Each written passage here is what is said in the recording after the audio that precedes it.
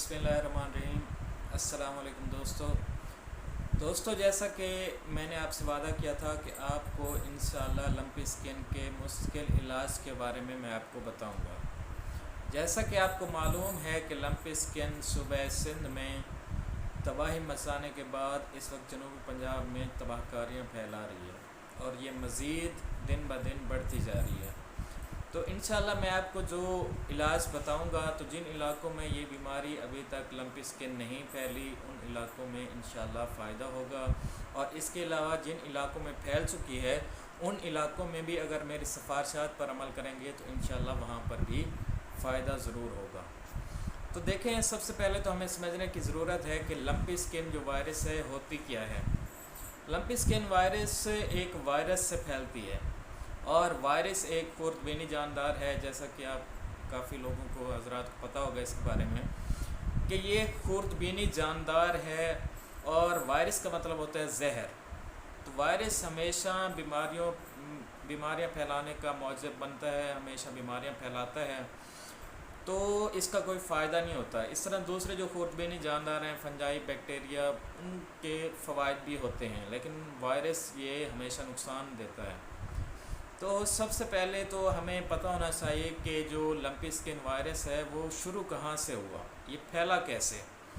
तो ये 1970s में ये सबसे पहले अफ्रीका में पाया जाता था, वहाँ पर इसका इब्तिदा हुई इसकी। तो उसके बाद 2000 में ये तुर्की और ईस्ट एशिया के दूसरे ममालिक में फैलना शुरू हो गया।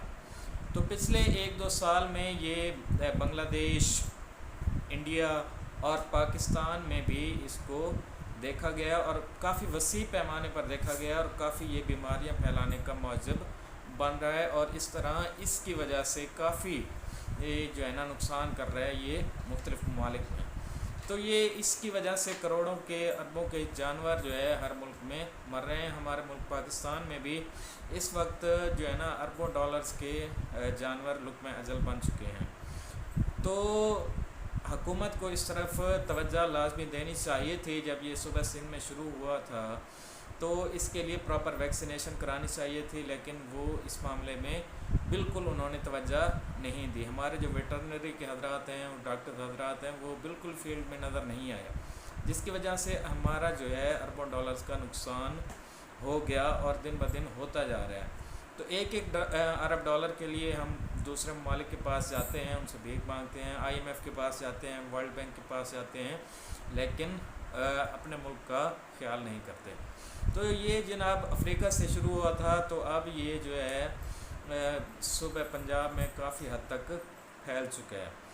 तो अब इसके फैलने की वजूहात क्या हैं, ये फैला कैसे, अफ्रीका से दूसरे ममालिक में ये कैसे फैला, और इसी तरह सूबा सिंध से आगे हमारे पंजाब के दूसरे इलाकों में कैसे फैला।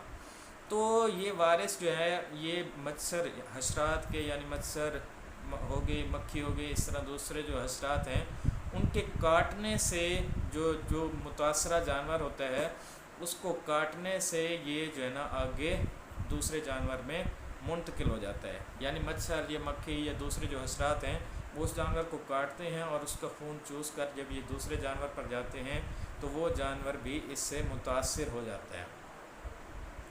तो जब ये जानवर मुतासिर होता है तो सबसे पहले हमें मालूम होना चाहिए कि इसकी निशानियां क्या हैं, हमें कैसे पता चलेगा कि इस जानवर को लंपी स्किन हो गया है या ये जानवर लंपी स्किन से मुतासिर है।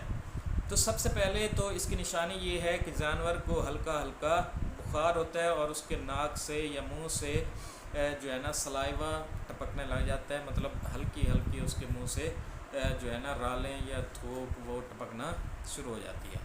उसके बाद आहिस्ता आहिस्ता उसके पूरे जिस्म पर दाने निकल आते हैं और वो दाने जो हैं इस बात की निशानी है कि वो जानवर लंपी स्किन से मुतासरा है।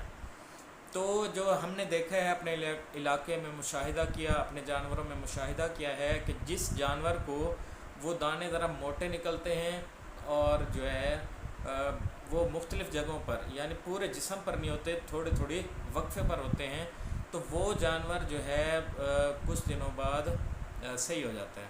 اور جس جانور کو ایک بروڈ کہہ لیں جسم میں، پورے جسم میں وہ نکلی ہوتی ہے، چھوٹے چھوٹے دانے پورے جسم میں ہوتے ہیں، کوئی جگہ خالی نہیں ہوتی، تو اس جانور کا بچنا مشکل ہو جاتا ہے۔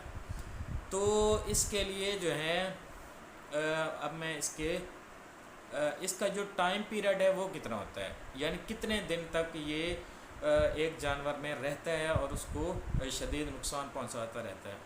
تو اس کا جو ٹائم پیریڈ ہے وہ ہے 4 سے 14 دن تک، یعنی 4 سے 14 دن تک یہ اس جانور کو متاثر کرتا ہے۔ اس دوران اگر جو ہے وہ جانور، اس کی قوت مدافعت زیادہ ہے تو پھر وہ بچ جاتا ہے، اگر 4 سے 14 دن کے اندر وہ جانور اس میں قوت مدافعت کی کمی ہے تو پھر وہ جانور بچ نہیں پاتا۔ تو تو اب اس کے علاج کی طرف آتے ہیں۔ تو اس کے علاج میں جو سب سے اہم چیز ہے کہ اگر جس طرح ہم نے پچھلے دنوں میں دیکھا کہ کووڈ-19 آیا تھا، تو اس کے لیے حکومت نے اور دوسرے اداروں نے اس کے لیے وسیع پیمانے پر ویکسینیشن کا اہتمام کیا تھا۔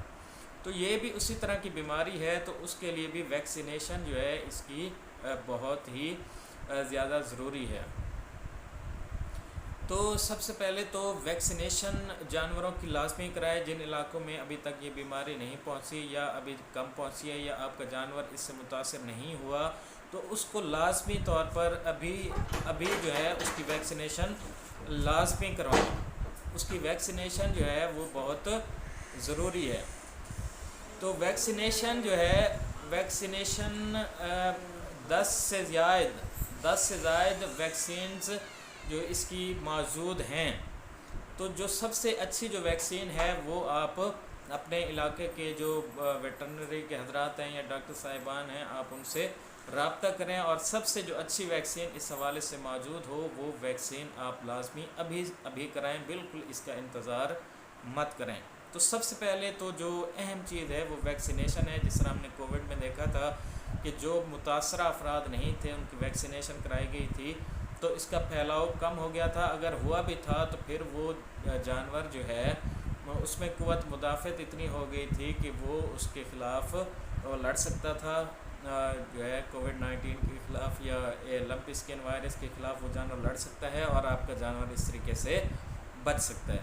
تو سب سے اس کا مستقل علاج جو ہے ویکسینیشن کے بغیر گزارا نہیں ہے، ویکسینیشن لازمی کرائیں۔ اس کے بعد دوسرا جو ہے وہ ہے امیون سسٹم۔ اگر اس کی ویکسینیشن نہیں ہوئی اور اس میں وہ جو ہے بیماری آ چکی ہے، تو اگر اس جانور کا امیون سسٹم بہتر ہے، اس میں قوت مدافعت بہتر ہے، تو وہ جانور اس بیماری کے خلاف جو ہے 14 دن تک لڑ جاتا ہے اور پھر وہ اس بیماری سے بچ جاتا ہے۔ تو امیون سسٹم اگر بہتر ہے، اللہ تعالیٰ کی طرف سے بہتر ہے، تو پھر وہ جانور آپ کا بچ جائے گا۔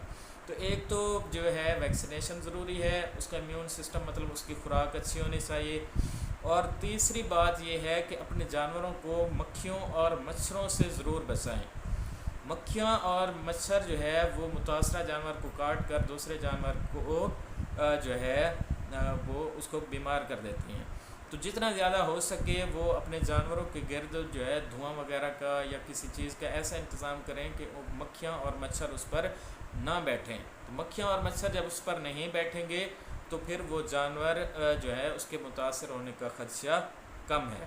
تو جانور کو نہلاتے بھی رہیں تاکہ جو ہے مکھیاں مچھر وغیرہ اس سے دور رہیں اور وہ جانور جو ہے مکھیاں اور مچھروں کے جو ہے اس کے بیٹھنے کی جگہ نہ بن سکے۔ تو ایک ہو گیا ویکسینیشن، دوسرا ہو گیا کہ آپ نے ان کو مکھیوں اور مچھروں سے دور کرنا ہے، تیسرا آپ نے جو ہے ان کی خوراک اچھی رکھنی ہے، ان کو صاف جگہ پر آپ نے رکھنا ہے، اور چوتھی چیز یہ ہے کہ جو ہے جب وہ جانور متاثر ہو جائے تو سب سے پہلے اسے ہوتا ہے بخار۔ تو بخار کی دوائیاں آپ جو ہے وہ اینٹی بائیوٹکس کا استعمال کریں، اس کے علاوہ پیناڈول کا بھی لوگ استعمال کرتے ہیں، تو پیناڈول کا استعمال کریں۔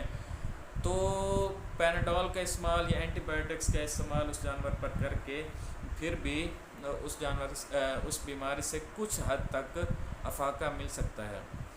تو اس کے علاوہ جو ہے اگر خدا نخواستہ آپ کے علاقے میں کوئی جانور مر جاتا ہے تو آپ اس کو جو ہے دفنانے کا ایک پراپر انتظام کریں. یہ نہیں ہے کہ وہ جانور مر گیا تو آپ نے اسے اٹھایا اور جا کے